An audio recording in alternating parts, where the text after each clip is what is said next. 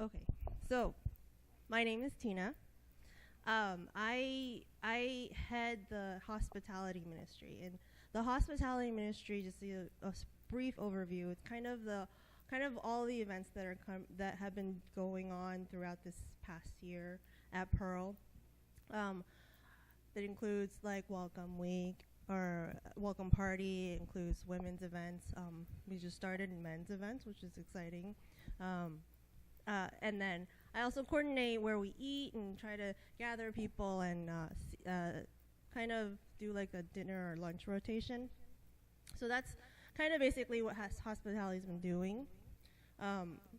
So this past year, in the past few days, I've done some reflection on this past year. And I guess I'll just read what I shared in the morning.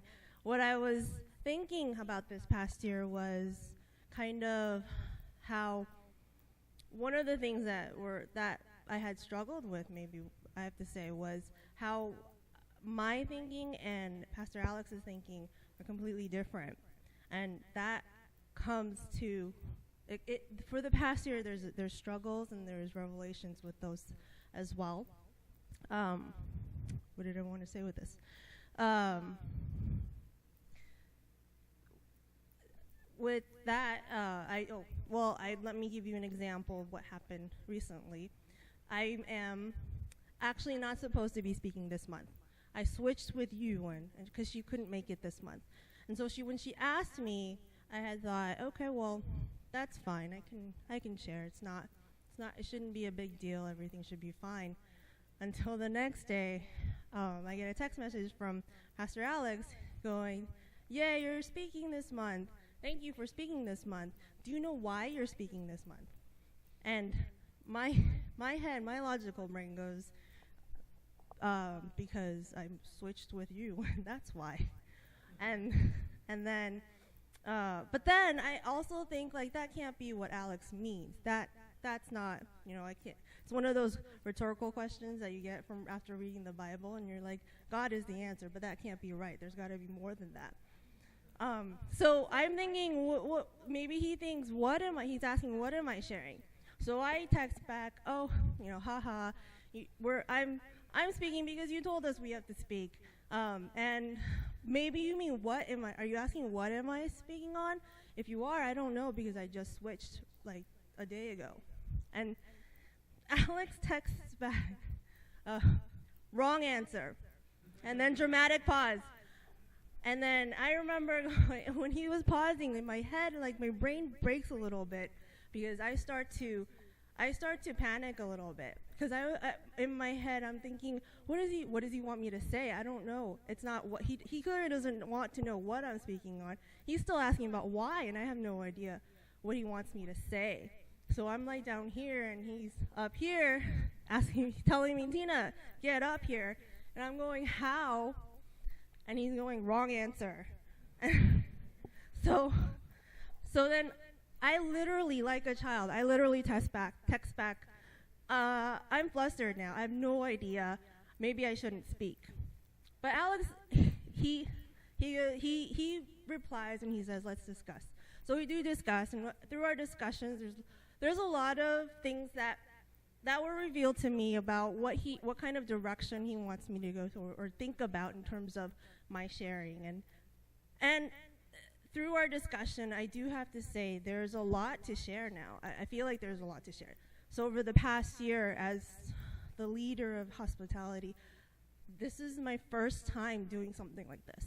And I feel like looking back, I feel like there's so many struggles to be able to share.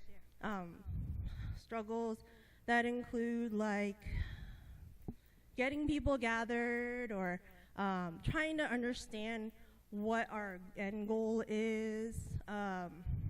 Struggles like something like I would think, I've got this down. I'm going to set up these rules and things are going to happen because these rules are set up, but that doesn't happen because rules get broken, things blow up in my face, and then I have to pivot. So all of these things are struggles. This is true. But I do also want to share about how these struggles actually, looking back, these struggles actually helped me grow as well. And one of the things that I feel like has grown and has helped me a lot to grow was doing the women's event. Because the women's event, it started with a small idea where when we were splitting as a church for morning and evening, I had thought, well, if people are going to go to mornings and people are going to go to evenings, how are they going to connect? I don't know how they're going to connect. And part of me had thought, like, well, then that means, as someone who is in charge of hospitality or doing all of the events, I should be starting creating events that would connect all of the people, have events where people from the morning and people from the evening have a chance to meet, have a chance to connect, have a chance to mingle. And so this happened really, really early on last year, and towards about this time last year pretty much.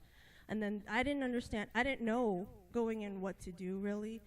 And I remember just having a lot of faith, thinking like, oh, if it's wrong, then God will show me that it's wrong.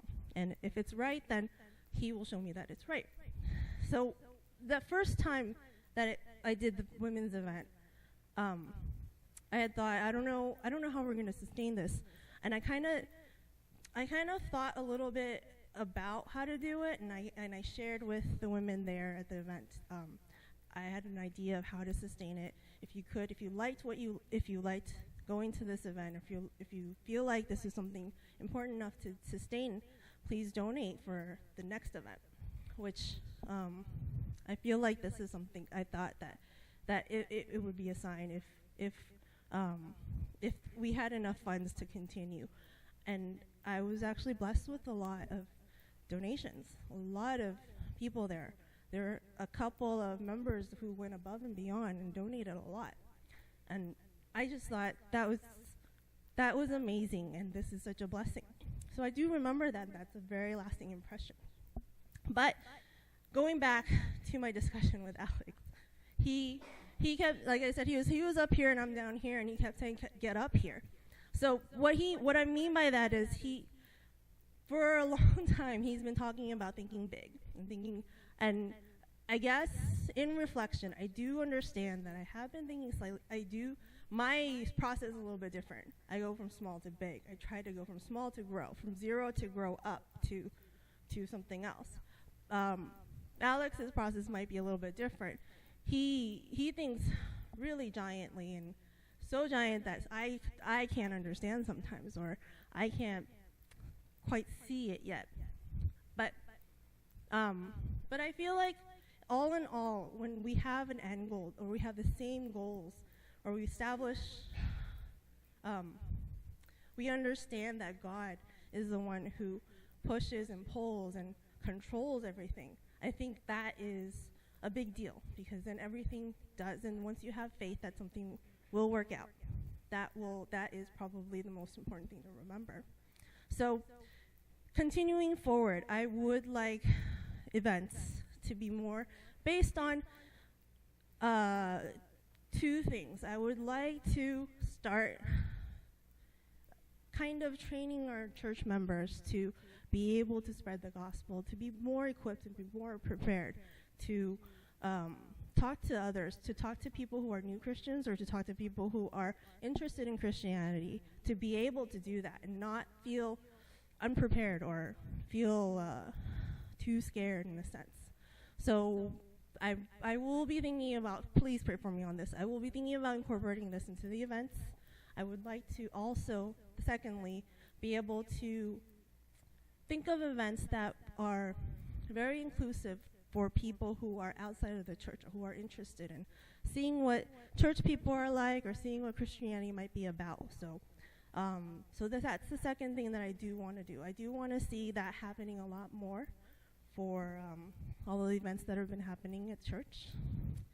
And lastly, I leave you with a Bible verse that I thought was really, that spoke with me.